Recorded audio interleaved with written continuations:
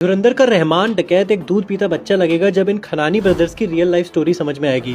Video को and तक देखना, सब कुछ बताता हूँ। साल 2005 के अराउंड इन लोगों ने एक कंपनी चालू की जिसका नाम था खनानी एंड कालिया इंटरनेशनल। इस कंपनी का काम क्या था?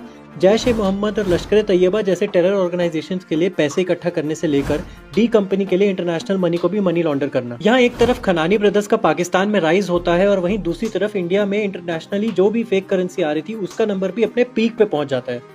लेकिन सबसे ज्यादा हैरानी की बात ये थी कि ये कोई लोकल ऐसे ही कहीं साइड में बनाए हुए नोट्स नहीं थे। They were the almost exact replica of the official issued note. इनका मोडस ऑपरेंडी बहुत ही सिंपल था। पाकिस्तान की किसी सिक्योर लोकेशन में इन नोट्स को कंस्ट्रक्ट करना, उसके बाद शेल कंपनीज के थ्रू दुबई के थ्रू होते हुए ढाका और काठमांडू से इन नोट्स की इंडिया में एंट्री कराना, उन्हीं रस्तों के थ्रू जिन रस्तों के थ्रू हमारे पास इलीगल वेपन्स और ड्रग्स पहुंच जाते हैं। और फिर इंडिया पहुंचने के बाद जो भी एलईटी और डी कंपनी के इंडिया में जितने भी नेटवर्क्स थे उसके थ्रू इन नोट्स को इंडिया की वेरियस लोकेशंस में डिस्ट्रीब्यूट कर दिया जाता था।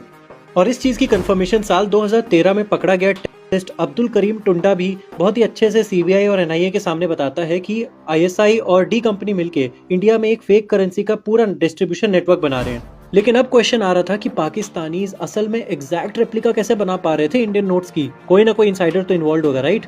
और अब आता है यहाँ पे स्टोरी में ट्विस्ट, क्योंकि ये स्टोरी अब सीधा कराची से पहुंच जाती है लंदन। अब यहाँ पे एंट्री होती है डेलारू नाम की ब्रिटिश कंपनी की, जिसका काम था कंट्रीज के लिए ऑफिशियल जो भी करेंसी पेपर होता है उस कंपनी को मैन्युफैक्चर करने का कॉन्ट्रैक्ट मिलता है। जनरली ये कंपनी ग्लोबल मार्केट लीडर है इसी सेक्टर में। साल 2010 में जो इंडिया में कंसाइनमेंट आता है उसमें से 2000 टन जो पेपर था उसकी क्वालिटी बहुत ही ज्यादा खराब होने के बावजूद डेलारू से उन पेपर को सर्टिफिकेट मिल जाता है ऑफ प्रीमियम क्वालिटी। सीबीआई के एफआईआर ने ये बाद में बताया कि उस समय के फाइनेंस सेक्रेटरी ने रूल्स को ऐसे बेंड किया कि डेलारू को बैन होने के बाद भी उसको कॉन्ट्रैक्ट कंटिन्यूअसली मिलते रहे। नाउ इस चीज को कभी प्रूफ नहीं मिल पाए कि डेलारू ने ये इंडियन प्लेट्स जो 500 और 1000 रुपए के प्लेट्स थे वो कभी खनानी ब्रदर्स को या पाकिस्तान को पकड़ाए कि नहीं। मगर जिस हिसाब से और जिस प्रिसीजन से नोट्स बन रहे थे ये चीज़ बहुत ज़्यादा सरप्राइजिंग नहीं होगी कि अगर उन्होंने पूरी की पूरी प्लेट्स ही उठाकर उन्हें दे दी थी। और फिर 8 नवंबर 2016 को जब अचानक से एक दिन सुबह प्राइम मिनिस्टर ने नोटबंदी कर दी, उसके बाद खनानी ब्रदर्स का पूरा सप्लाई चेन पैरालाइज हो जाता है। 500 और 1000 के जो उन्होंने हजारों करोड़ के नोट्स बनाए हुए थे जिनके लिए डेट लिया हुआ था, वो सारा का सारा स्टॉक पाइल बर्बाद हो गया इनडायरेक्टली।